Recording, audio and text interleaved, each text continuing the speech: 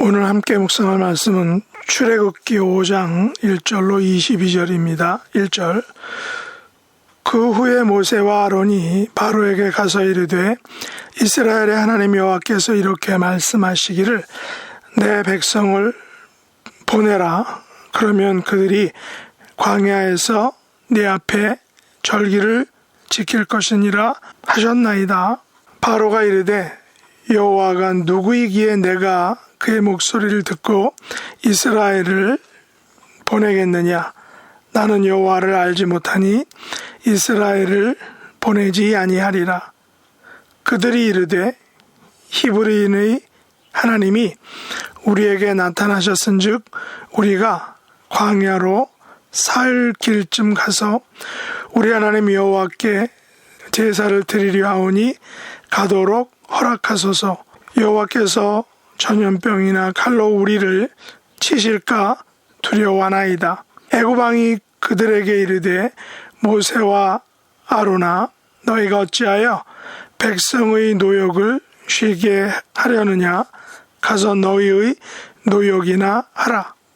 바로가 또 이르되 이제 이 땅의 백성이 많아졌거늘 너희가 그들로 노역을 쉬게 하는도다 하고 바로가 그날의 백성의 감독들과 기록원들에게 명령하여 이르되 너희는 백성에게 다시는 벽돌에 쓸 집을 전과 같이 주지 말고 그들이 가서 스스로 집을 짓게 하라. 또 그들이 전에 만든 벽돌 수요대로 그들에게 만들게 하고 감하지 말라. 그들이 게으름으로 소리질러 이르기를 우리가 가서 우리 하나님께 제사를 드리지 않으니 그 사람들의 노동을 무겁게 함으로 수고롭게 하여 그들로 거짓말을 듣지 않게 하라. 백성의 감독들과 기록원들이 나가서 백성에게 말하여 이르되 바로가 이렇게 말하기를 내가 너희에게 집을 주지 아니하리니 너희는 집을 찾을 곳으로 가서 주우라. 그러나 너희 일은 조금도 감하지 아니하리라 하셨느니라. 백성이 애굽 온 땅에 흩어져 곡초 구루터기를 거두어다가 집을 대신하니 감독들이 그들을 독촉하여 이르되 너희는 집이 있을 때와 같이 그날의 일을 그날에 마치라 하며 바로의 감독들이 자기들이 세운 바 이스라엘 자손의 기록원들을 때리며 이르되 너희가 어찌하여 어제와 오늘에 만드는 벽돌의 수요를 전과 같이 채우지 아니하였느냐 하니라. 이스라엘 자손의 기록원들이 가서 바로에게 호소하여 이르되 왕은 어찌하여 당신의 종들에게 이같이 하시나이까. 당신의 종들에게 집을 주지 아니하고 그들이 우리에게 벽돌을 만들라 하나이다. 당신의 종들이 매를 맞사오니 이는 당신의 백성의 죄니이다. 바로가 이르되 너희가 게으르다 게으르다. 그러므로 너희가 이르기를 우리가 가서 여호와께 제사를 드리지 않은도다. 이제 가서 일하라. 집은 너희에게 주지 않을지라도 벽돌은 너희가 수량대로 바칠지니라. 기록하는 일을 맡은 이스라엘 자손들이 너희가 매일 만드는 벽돌을 조금도 감하지 못하리라 함을 듣고 화가 몸에 미친 줄 알고 그들이 바로를 떠나 나올 때에 모세와 아론이 길에 서 있는 것을 보고 그들에게 이르되 너희가 우리를 바로의 눈과 그의 신하의 눈에 미운 것이 되게 하고 그들의 손에 칼을 주어 우리를 죽이게 하는도다. 여호와는 너희를 살피시고 판단하시기를 원하노라. 모세가 여호와께 돌아와서 아뢰되 주여 어찌하여 이 백성이 학대를 당하게 하셨나이까? 어찌하여 나를 보내셨나이까? 내가 바로에게 들어가서 주의 이름으로 말한 후로부터 그가 이 백성을 더 학대하며 주께서도 주의 백성을 구원하지 아니하시나이다. 아멘. 오늘 말씀의 제목은 화가 몸에 미칠 때입니다. 오늘 말씀의 제목이 좀 거친 표현 같습니다. 본문에서 화가 몸에 미친 사람들은 19절에 보면 기록하는 일을 맡은 이스라엘 자손들입니다.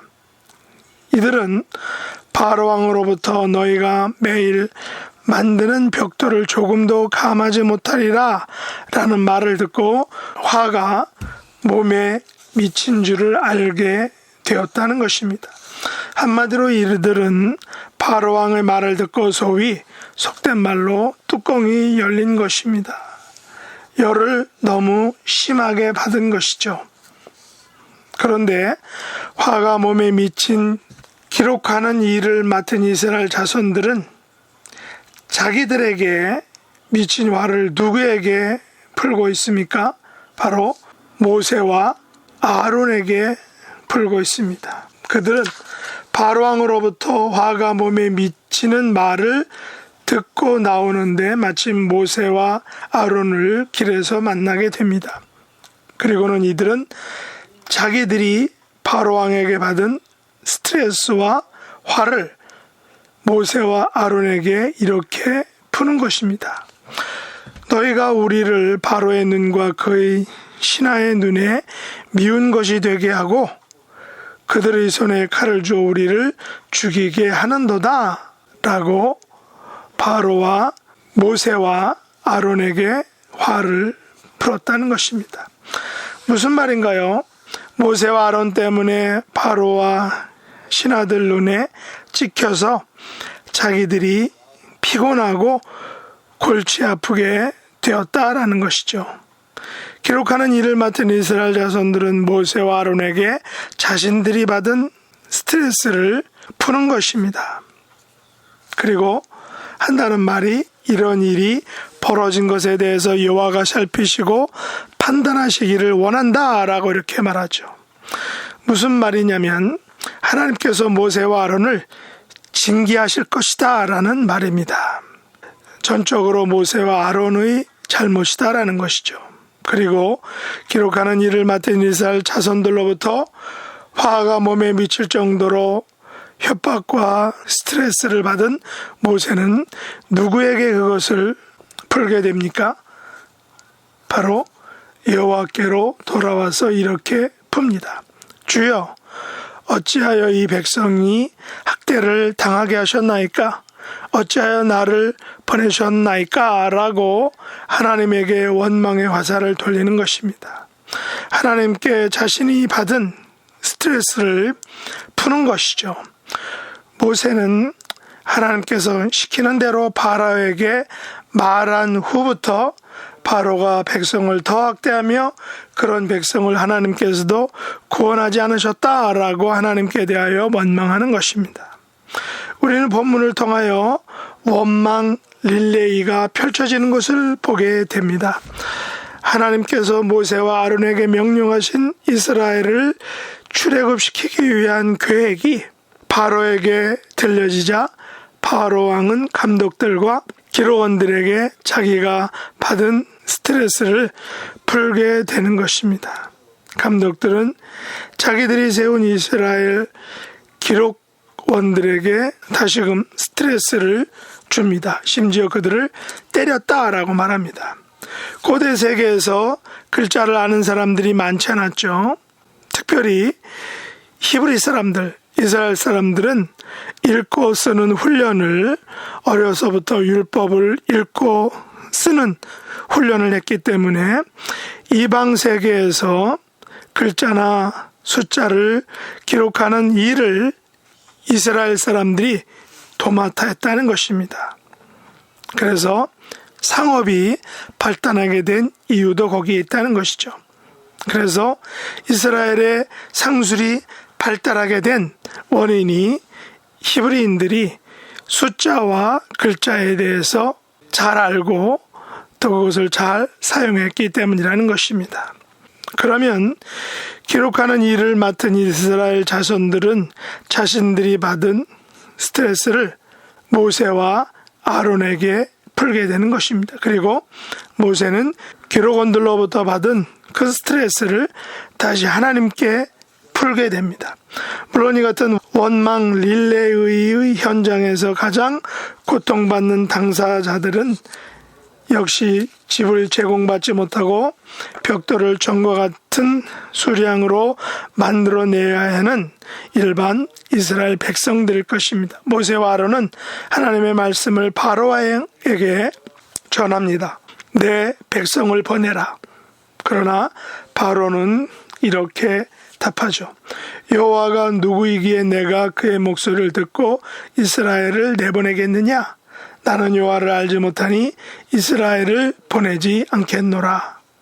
그리고는 괘씸죄를 걸어서 이스라엘 백성들을 더욱 더 강력하게 괴롭히는 것입니다. 더욱 무거운 노역을 시키게 되는 것입니다.